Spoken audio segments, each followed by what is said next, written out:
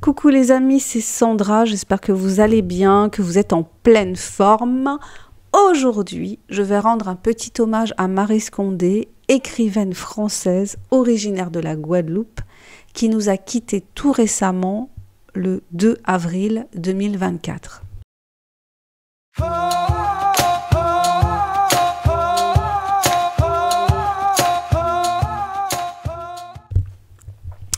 Je me présente pour ceux qui ne me connaissent pas. Je suis Sandra Ganval, je suis écrivaine indépendante.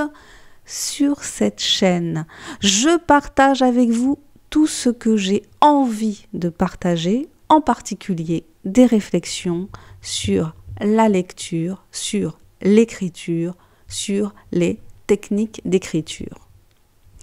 Je vous invite à découvrir mes livres. Mon dernier roman auto-édité s'appelle La Mélie Touch et vous fera découvrir l'univers de Mel qui, à 16 ans, rêve de devenir une youtubeuse à succès suivie par des millions de followers.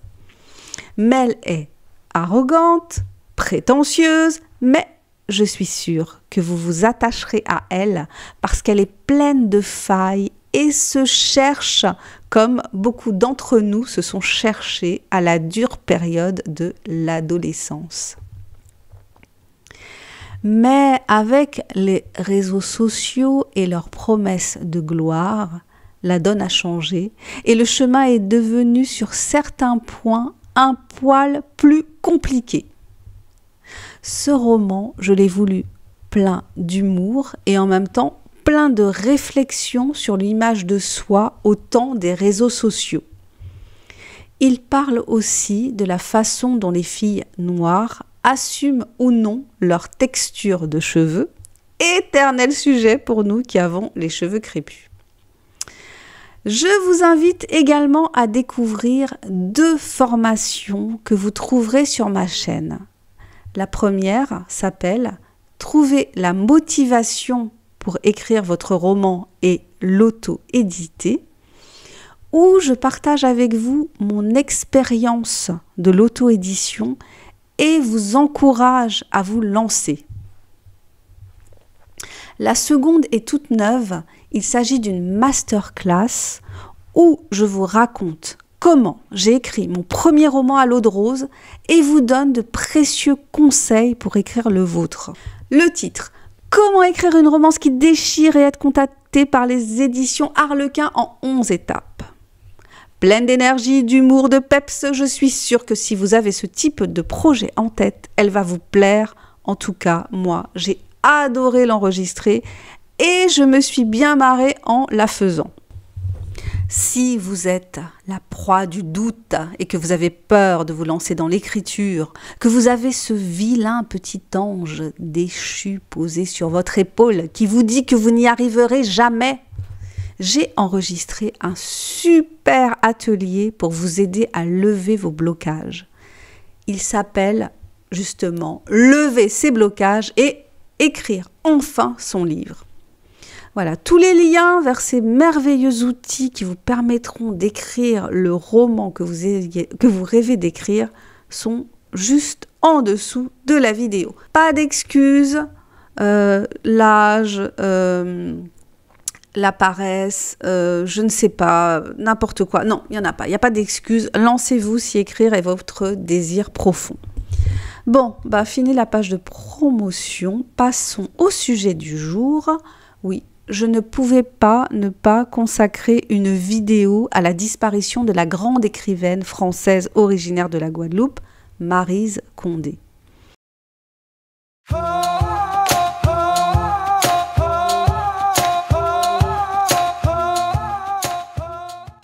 D'elle, j'ai lu 3 romans. Ségou, le premier tome. Cela fait des années que j'ai acheté le second tome et je ne l'ai toujours pas lu.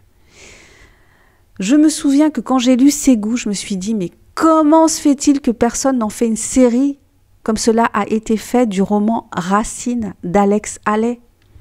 D'ailleurs, je vous renvoie à ma vidéo sur Racine.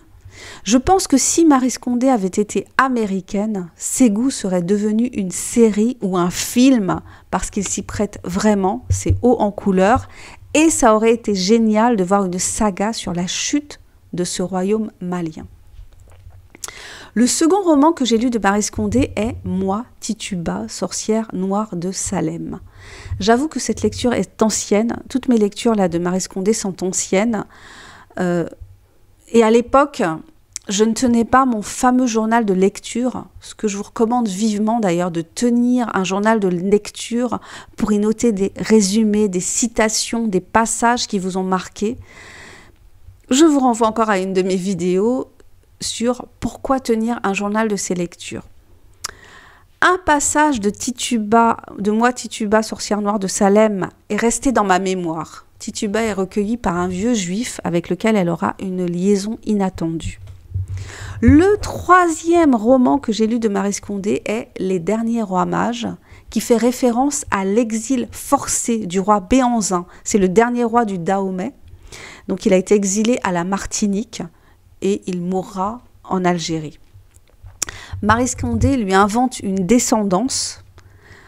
Je me souviens des dents de perles de la jeune fille avec laquelle le roi est censé avoir eu une progéniture. Je ne suis pas certaine de ces souvenirs-là, mais j'ai l'impression d'avoir lu ça dans ce livre de Maryse Condé. Et je me souviens aussi d'un personnage noir qui fait une traversée en bateau et qui expérimente d'avoir la sensation d'être transparent sous les regards des Blancs. Il faudrait que je relise ce livre. Je ne sais pas pour vous, mais moi je garde des souvenirs de livres comme des scènes qui vivent dans ma tête et qui se réactivent. La disparition d'un auteur donne envie de se plonger ou de se replonger dans ses écrits, et c'est peut-être le plus bel hommage qu'on puisse lui faire, car on écrit pour laisser une trace, n'est-ce pas? J'ai écouté l'une des dernières interviews de Maryse Condé et j'ai noté une phrase qui m'a séduite. La souffrance est partie intégrante de la connaissance de soi et des autres. La souffrance est partie intégrante de la connaissance de soi et des autres. Lors de cette interview, dont je vous mettrai le lien dans le descriptif, Maryse Condé est malade, elle est dans un fauteuil roulant, son élocution est laborieuse et son visage peu expressif, mais elle s'exprime parfaitement et avec vivacité. Elle revient sur son œuvre, son retour à la Guadeloupe qu'elle avait quittée. C'est une grande voyageuse. Elle a vécu en Guadeloupe, en France, en Côte d'Ivoire, en Guinée, au Ghana, en Angleterre, au Sénégal et aux États-Unis. Elle est morte à 90 ans. Je trouve qu'elle a eu une belle vie, une vie bien remplie, une vie créative et créatrice, avec ses parts d'ombre et de lumière, évidemment. Une vie de femme engagée, déterminée, guidée par son cœur. Elle a aimé et a souffert d'avoir aimé. Elle me fait penser à des femmes de ma famille, avec son regard qui semble sévère, dur, qui dit ses souffrances et sa force, mais qui recèle énormément d'amour.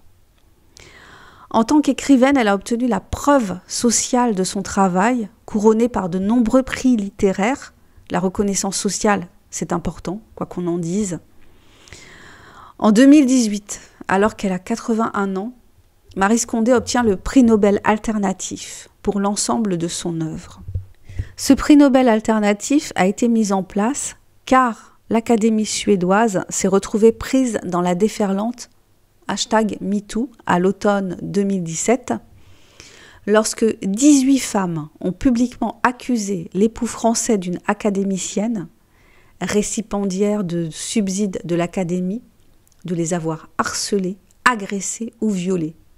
Ce dernier, Jean-Claude Arnaud, a été condamné à 2 ans de prison ferme. En faisant mes recherches pour préparer cette vidéo, j'ai entendu et lu plusieurs versions de cette histoire qui semble être à la base de la vocation d'écrivaine de Maryse Condé. À 7 ou 8 ans, à moins que ce ne soit un peu plus tard, elle écrit un poème ou une pièce de théâtre pour sa mère et ressent une forme de puissance quand ce texte fait pleurer sa mère, car elle est décrite comme une gorgone. Dans une interview, Maryse Condé dit avoir écrit une pièce de théâtre pour sa mère, une pièce à un seul personnage, alors qu'elle avait 7 ans. Sa mère a détesté. Et Maryse Condé a compris que l'écriture était dangereuse, qu'elle donnait du pouvoir. Sa mère fait partie des premières femmes noires institutrices de l'île. Son père avait 63 ans quand Maryse est née. Elle est la dernière de la fratrie, une enfant tardive, pas prévue, mais qui a été choyée, gâtée. Dans son roman autobiographique « La vie sans phare », elle dit qu'elle ne s'est pas sentie aimée par son père. Maryse Condé est issue de la petite bourgeoisie guadeloupéenne et a été élevée à distance de la Guadeloupe populaire. Dans un podcast sur France Culture, la compagnie des auteurs, Françoise Vergès, politologue, historienne et féministe française, évoque le documentaire auquel elle a collaboré, Maryse Condé, une voix singulière. Donc j'ai écouté le podcast et j'ai vu le documentaire, qui sont tous les deux extrêmement intéressants. Maryse Condé a quitté la Guadeloupe pour Paris à 16 ans. C'est en arrivant en France hexagonale qu'elle découvre sa couleur de peau dans le regard des autres. Les professeurs sont parfois moqueurs et les étudiants paternalistes, dit-elle. Elle s'engage politiquement à gauche, découvre le marxisme. Elle est présente lors des mouvements d'indépendance africaine et les interroge. Elle assiste au grand combat de la décolonisation. Elle tombe amoureuse d'un Haïtien avec qui elle aura son premier enfant. Il l'abandonne pour retourner à Haïti. Il est très investi sur le plan politique. Elle se retrouve seule du jour au lendemain, fille-mère, et souffre énormément de cette situation. Elle a du mal à investir son fils, qui lui rappelle celui qui l'a abandonné. Elle a du mal à joindre les deux bouts. Elle souffre beaucoup durant cette période. Elle mettra son fils à l'assistance publique pour des raisons financières, dit-elle, puis chez une nounou. Elle n'en parlera pas à celui qui deviendra son mari. Enceinte pour la seconde fois, mal mariée, donc parce que ça ne va pas avec Condé, celui avec qui elle s'est mariée, elle le quitte pour partir enseigner en Afrique. Elle emmène avec elle son premier enfant. Elle dit être allée en Afrique pour partir loin d'elle-même et que c'est en arrivant là-bas qu'elle a découvert que cette terre était une part d'elle-même. Avec son premier roman controversé, Errer Makonnen, en 1976, elle fait une entrée fracassante dans le monde de la littérature. De l'accueil de ce roman, elle dit « J'ai lu tellement de stupides réactions à Errer Makonnen, tel l'article paru dans Le Naïf, où j'ai été accusée d'être une nouvelle Mayotte Capétia, passant ma vie en Afrique dans des draps souillés de sperme. Mayotte Capétia est une romancière martiniquaise. Les critiques négatives, en partie celles de France Fanon, considèrent ses écrits comme la preuve d'une aliénation à la fois au mâle et à l'homme blanc. Le premier roman de Maryse Condé n'a donc pas plu et lui a valu de nombreuses critiques. Il est critiqué en France comme en Afrique. Sa parole est rebelle, affirmée et nouvelle. Ses écrits suivants provoqueront moins de remous et elle dira « J'ai perdu le pouvoir de déplaire, c'est quelque chose qui me manque. » Elle dit « Un écrivain doit savoir déplaire. » Elle dit n'écrire ni en créole, ni en français, elle écrit en Maryse Condé. Elle n'a pas pu faire la carrière universitaire qu'elle souhaitait en France, le regrette. On sent qu'elle aurait aimé avoir plus de reconnaissance de son œuvre, à la fois en France hexagonale et sur son île natale. Elle fait une belle carrière universitaire aux États-Unis où elle enseigne la littérature, mais sera un peu déçue de l'accueil reçu. La relation des Noirs américains aux Caribéens et aux Africains est distanciée. Son second mari, Richard Philcox, est un Anglais blanc, traducteur, avec lequel elle est restée mariée durant 50 ans, si je ne dis pas de bêtises. Elle s'est étonnée de cette rencontre et de cette union qui lui a permis d'avoir la liberté d'écrire. Dans les vidéos, on sent le profond attachement entre eux. Maryse Condé, qui s'était proclamée femme africaine, se proclame caribéenne. Dans son roman autobiographique « La vie sans phare », elle écrit « La littérature est le lieu où j'exprime mes peurs et mes angoisses, où je tente de me libérer de questionnements obsédants. » Deux autres phrases que j'ai retenues. Je crois que quand on tue un personnage, on est vraiment un dieu heureux. Je crois que les meurtres qu'on commet en littérature vous empêchent de commettre des meurtres en réalité. On écrit comme ça, on est innocent. Il y aurait énormément d'autres choses à dire sur cette écrivaine. J'ai noté l'importance pour elle d'être mère, la force que ça avait pour elle d'être une mère, de transmettre. Elle a eu 4 enfants, elle aurait aimé en avoir plus. Elle cuisinait divinement. Elle s'est aussi investie pour la reconnaissance de l'esclavage comme crime contre l'humanité aux côtés de Christiane Taubira. J'ai commencé à lire La vie sans phare et peut-être vous en parlerai-je parce que c'est une lecture prenante, inspirante. J'espère vous avoir donné envie de découvrir les écrits de Maryse Condé. Je vous remercie de votre passage sur ma chaîne. Je vous invite à vous abonner si ce n'est déjà fait et surtout à activer la cloche pour être averti des prochaines parutions. Mes romans sont tous disponibles sur la plateforme Amazon en format numérique et en format papier. Si vous avez un projet d'écriture et que vous avez envie d'en parler avec une personne qui vous écoutera avec bienveillance et qui vous incitera à passer à l'action, n'hésitez pas. Mon mail est juste en dessous de la vidéo. Je vous embrasse et je vous dis à bientôt pour le prochain partage. Bye bye.